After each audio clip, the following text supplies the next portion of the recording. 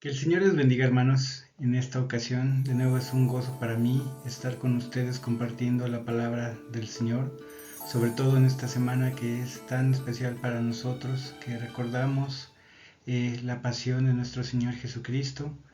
Les suplico, hermanos, que me acompañen en una pequeña oración antes de comenzar con el mensaje. Amado Padre Celestial, Señor, en estos momentos alabamos y bendecimos tu nombre por tus grandes maravillas. Gracias, amado Padre, porque nos permites llegar a este punto de la semana, Señor.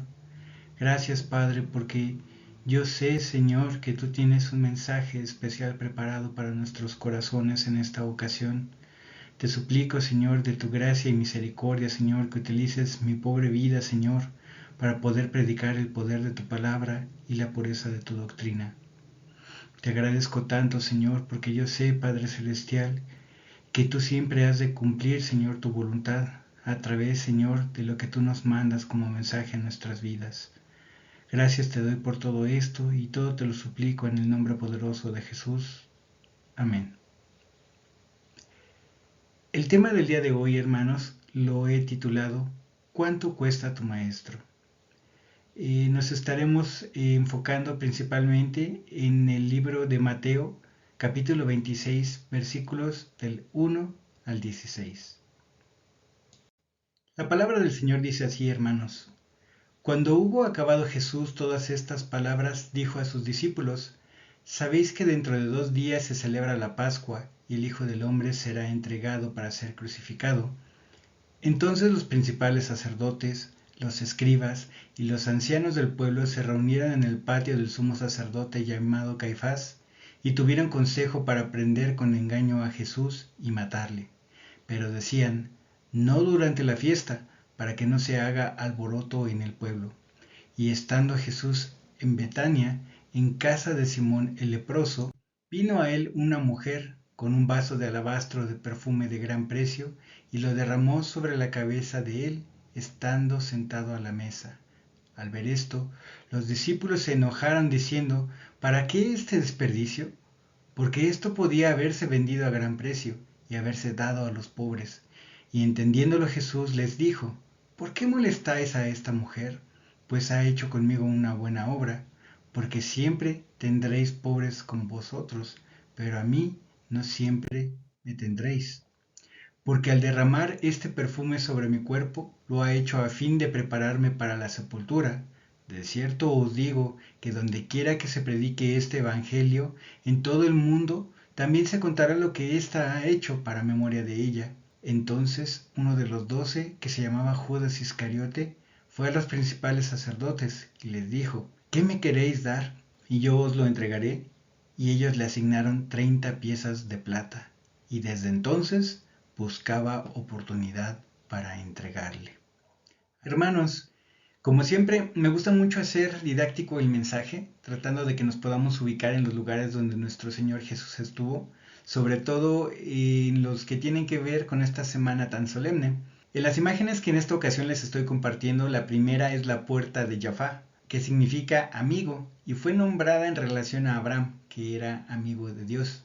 Es la puerta más vieja de la ciudad y que en la actualidad es la entrada al barrio musulmán. En la segunda imagen podemos ver que está el Monte de los Olivos, que es uno de los lugares donde Jesús se apartaba a orar. Desafortunadamente, hermanos, me tocó ver que en cada uno de los lugares representativos para el cristianismo, pues los musulmanes erigieron una mezquita. Sí, es una total tristeza, pero bueno, nosotros sabemos que están ubicados esos lugares representativos para nosotros en estas imágenes, hermanos.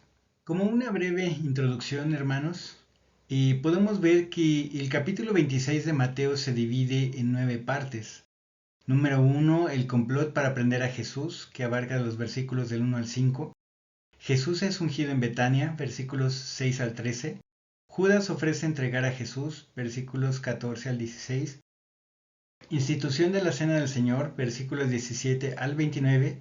Jesús anuncia la negación de Pedro, versículos 30 al 35. Jesús ora en Getsemaní, versículos 36 al 46. Arresto de Jesús, versículos 47 al 56. Y Jesús ante el concilio, versículos 57 al 68. Y por último, Pedro niega a Jesús, versículos 69 al 75. Para fines de este mensaje, hermanos, abarcaremos las primeras 3 divisiones, que abarcan los versículos del 1 al 16. La víspera de la Pascua se acerca. Jesús se encontraba en un estado de total tranquilidad o reposo con sus discípulos, hablando quizás acerca de la crucifixión y de las cosas que habrían de suceder en los próximos días.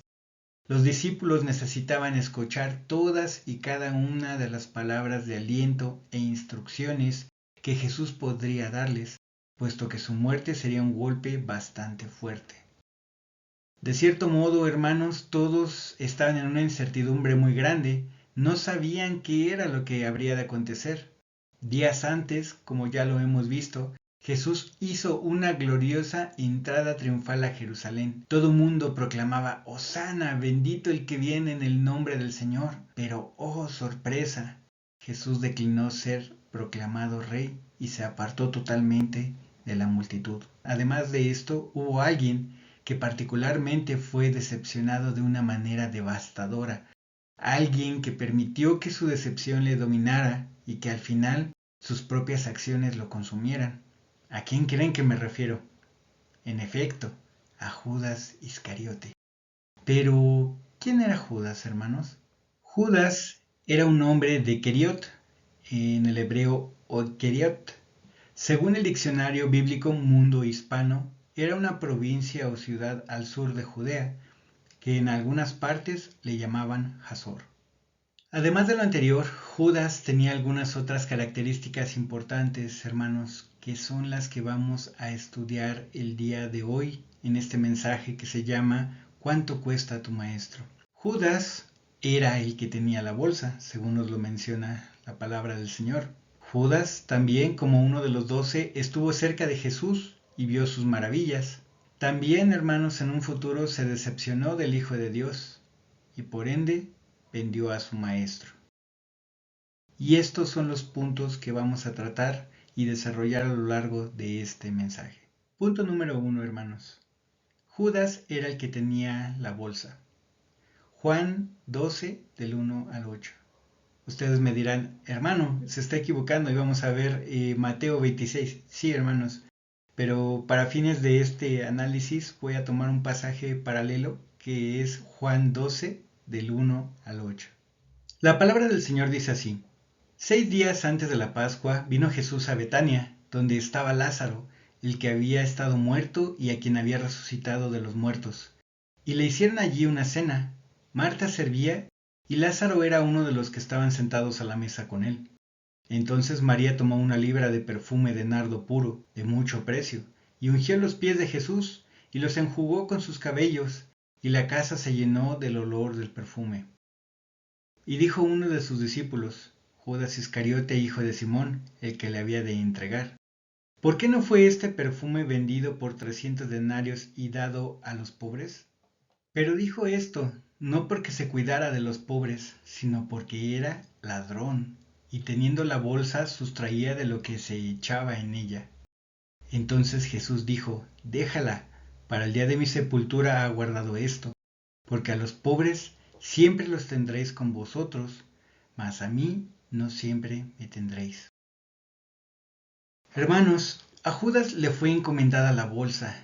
es decir, tenía la administración de los recursos monetarios durante el tiempo que duró el ministerio de Jesús, y se descubrió que él sustraía o robaba del dinero que se tenía para sostener este ministerio. De aquí nos podría surgir una pregunta. ¿Por qué Jesús, sabiendo que Judas era un ladrón, le concedió la bolsa? Según diversos autores, eso no siempre fue así. Este comportamiento de Judas fue en incremento con el paso del tiempo, a medida que se dio cuenta que el Mesías no era lo que él esperaba. Jesús vio algo especial en Judas, por eso lo llamó a ser parte de los 12 elegidos.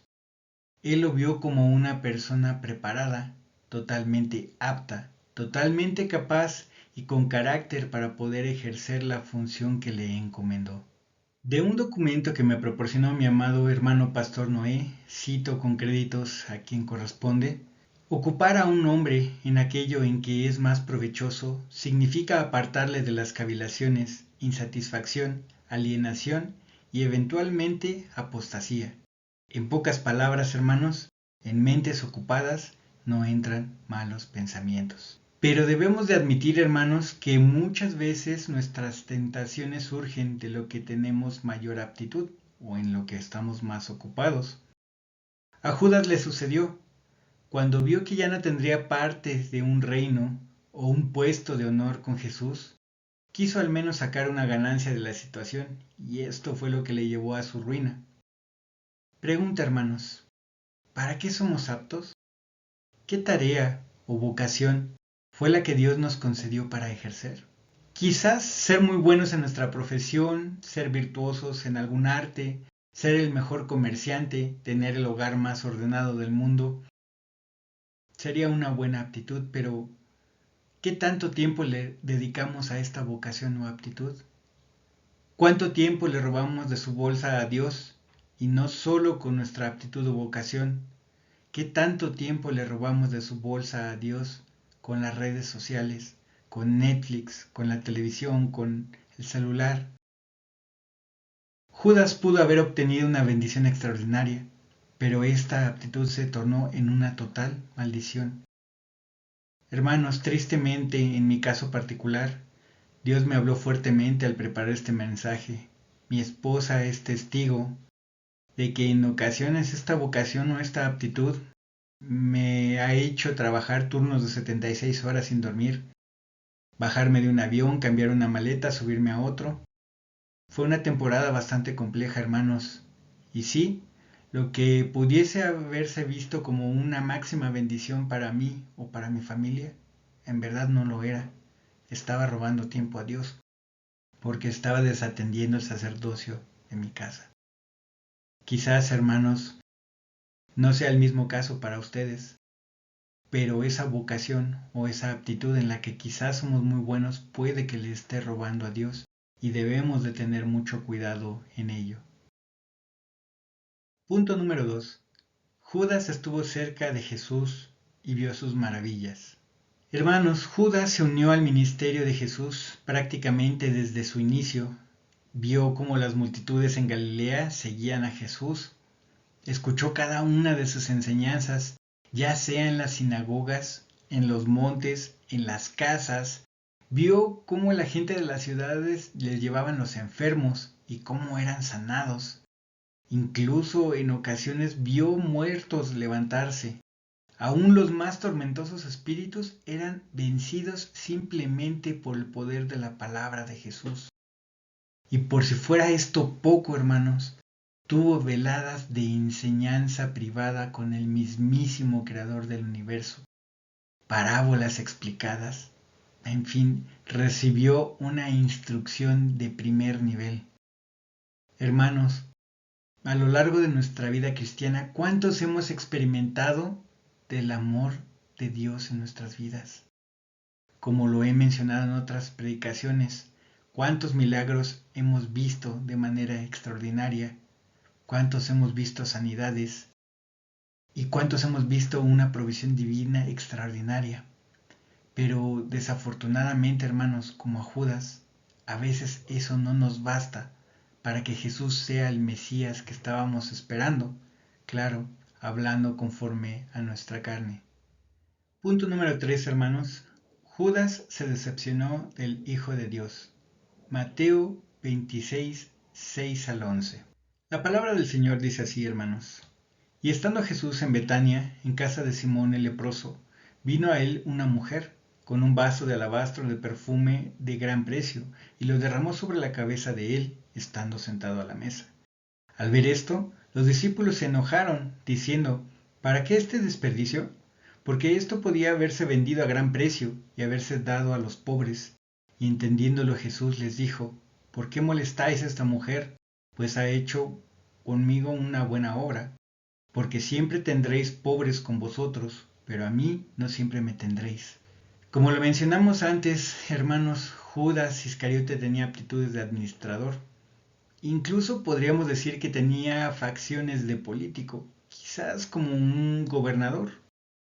Y al ver a Jesús se sintió atraído por él, posiblemente con una sinceridad inicial y con ese ardor en su corazón que todos tenemos de modo inexplicable cuando le conocemos. Pero al igual que todos los demás judíos, Judas estaba esperando un Mesías judaico, a aquel que vendría a liberar al pueblo de Israel del dominio de los romanos, y al ver que el reino de Jesús y la supuesta liberación que él ofrecía se encontraban en un plano espiritual, sus esperanzas de obtener un puesto, disculpen la expresión, o de un hueso en el reino de Jesús, se desvanecieron totalmente. La decepción de Judas. Hermanos, diversos autores mencionan las causas por las cuales quizás Judas se pudo haber sentido así. Las más nombradas entre los autores son estas 4 que les menciono a continuación. La primera es que no fue incluido cuando subieron al monte de la transfiguración. Número 2, la petición de la madre de los hijos de Zebedeo, es decir, que pidió que uno de sus hijos se sentara a la izquierda y el otro a la derecha de Jesús en su reino. Y obviamente Judas pudo pensar, ¿y yo dónde quedo? Número 3. Veía que el conflicto con los líderes religiosos, con los fariseos, iba en aumento y cuando Jesús decidía apartarse de ellos para no ser aprendido o no pelear, pensó que eran signos de debilidad y que los fariseos podrían estar ganando el conflicto.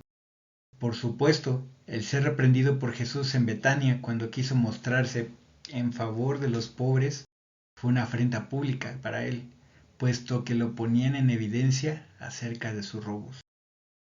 ¿A qué voy con todo esto, hermanos? Al igual que Judas, cuando nos hablan por primera vez acerca de Jesús, escuchamos su doctrina y lo primero que pensamos, qué hermoso, qué amor, qué compasión de Dios. Él tiene la respuesta a mi problema.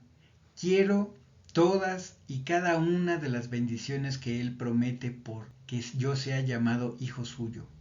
En fin, nos sentimos totalmente identificados, pero esto solo es temporalmente.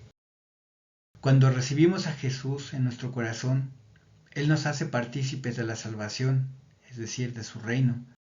Él escucha nuestras oraciones, suple nuestras necesidades, pero olvidamos algunos pequeños detalles.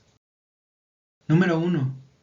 Dios hará su obra en nosotros, y sí, de la forma que Él quiere y considera necesario. Cito a mi mamá, la hermana Saída. Ella siempre me decía, Dios no cumple antojos. Y es cierto, hermanos. Punto número 2. Lo hará en su tiempo. Punto número 3. En ninguna parte de la Biblia dice que no tendremos problemas, pero sí dice que tendremos de esa paz que sobrepasa todo entendimiento en medio de la adversidad. Y punto número 4. El objetivo principal de Dios es perfeccionarnos para la eternidad. Hermanos, de igual forma como Judas, al ver que nada de lo que queremos se cumple y rapidito, nos decepcionamos y comenzamos a tener pensamientos como, bueno, ¿y para qué me hice cristiano? Todo sigue igual. Creo que hasta ahora me va peor. Yo creo que ya hasta me salé porque dejé lo que creía y ahora tal y tal santito o la virgencita me van a castigar. Como en alguna prédica de nuestro amado hermano Pastor Noé nos decía, se nos olvida que Dios no es un amuleto, Dios no es un milagrero. Las decepciones acerca de Dios las creamos nosotros y las sufrimos nosotros porque no le conocemos. No sabemos de qué manera obra Dios. ¿Y por qué? Porque no leemos, porque no oramos, porque sustraemos de su bolsa el tiempo que deberíamos dedicarle a conocerle. Punto número 4, hermanos. Judas vendió a su maestro. Esto lo podemos encontrar en el libro de Mateo, capítulo 26, versículos del 14 al 16. La palabra del Señor dice así, hermanos. Entonces uno de los 12, que se llamaba Judas Iscariote, fue a los principales sacerdotes y les dijo, ¿qué me queréis dar? Y yo os lo entregaré.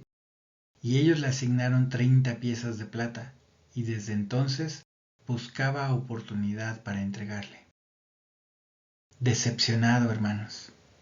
Judas se encontraba totalmente decepcionado, pero porque Dios no le cumplió el antojo de poder, dinero y de que fuese su Mesías según su criterio.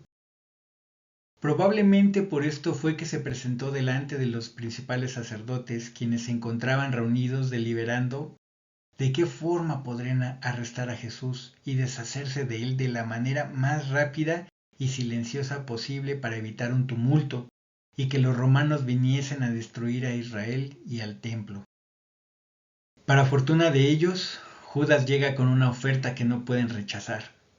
¿Qué me queréis dar? Y yo os lo entregaré. Judas, con su ansia de poder, con base en su aptitud o vocación, pensó que si no iba a tener un puesto importante en el reino de Dios, quizás podría tener un puesto de honor entre los fariseos como un poderoso aliado. Pero tampoco fue así, hermanos.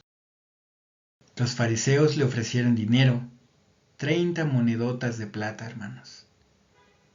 Aproximadamente las monedas de ese tiempo pesaban 17 gramos de plata cada una. Y tomando en cuenta que en la actualidad el gramo de plata, según la calidad que investigué, vale 14 pesos, serían 238 pesos por moneda. Por 30 monedas serían unos 7,140 pesos mexicanos. Ridícula la cantidad, hermanos, por la cual entregó a nuestro Señor. Qué tristeza, hermanos. En ese tiempo era una cantidad considerable, puesto que incluso alcanzó para comprar un campo, el del alfarero. Pero además de esto, hermanos, este precio tenía un significado especial. 30 monedas de plata eran el precio legal de un esclavo. Así es, hermanos. Vendió a Jesús como un esclavo, tal y como sucedió con José cuando fue vendido por sus hermanos.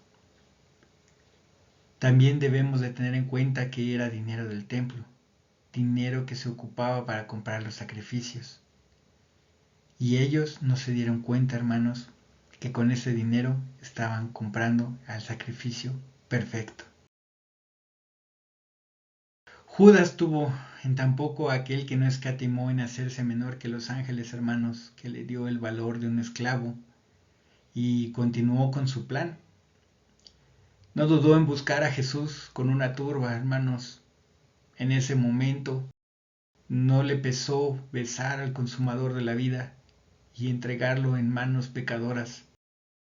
Pero las consecuencias se asomaban a la vuelta de la esquina, hermanos. Aún todavía Jesús le dijo, amigo, ¿a qué vienes? Sí, hermanos, aún le llamó amigo. Qué duro golpe a su corazón. Judas vio lo que los principales sacerdotes hicieron con el Señor. Lo entregaron a los romanos y ahí desgarraron su cuerpo a latigazos, le pusieron la corona de espinas, extendieron sus brazos y piernas y los horadaron. Murió de la manera más cruel y sanguinaria que nosotros nos pudiésemos imaginar. Y en ese momento los remordimientos comenzaron a operar en Judas.